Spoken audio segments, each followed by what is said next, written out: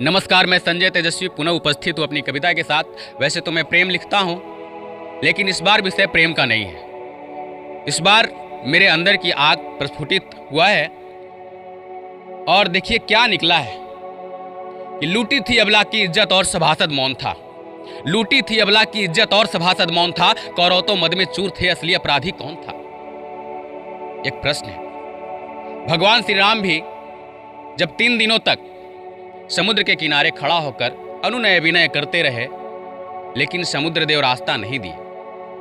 अंत में जब उन्होंने अपने धनुष पर बाण का संधान किया, तब समुद्र देव को अवतरित होना पड़ा और रास्ता का मार्ग उन्होंने दिखलाया था।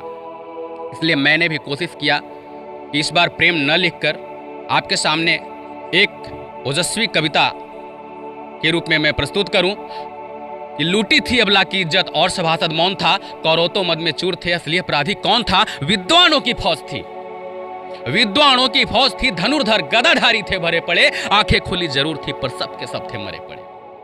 जब हम सच्चाई देखकर जब चुप हो जाते, तब क्या होता है कि विद्वानों की फौज थी, धनुर्धर गदाधारी थे भरे पड़े। आंखें खुली जरूर थी पर सबके सब थे मरे पड़े। चुप पीतोड़ो है विदुर भीष्म शब्द भेदी संधान करो। पहचानो अब दुर्योधन को और उसका निदान करो।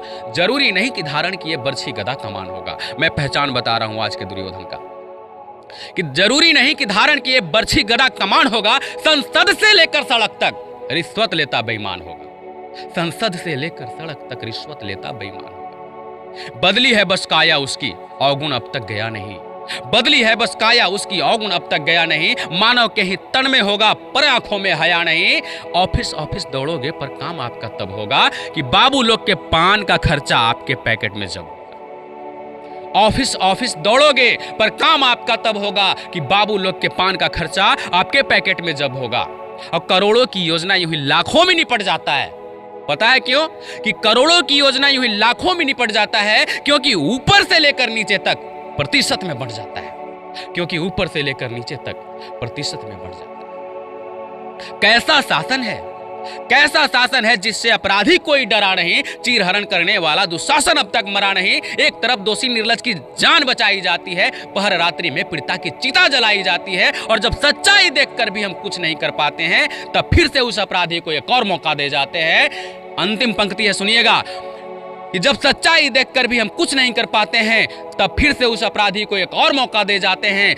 आज यदि अगर नहीं जगे, आज यदि अगर नहीं बोले तो जीवन भर गारत होगा। और फिर से कोई प्रतिज्ञा लेगा और फिर से महाभारत होगा। फिर कोई प्रतिज्ञा लेगा और फिर से महाभारत। जय हिंद।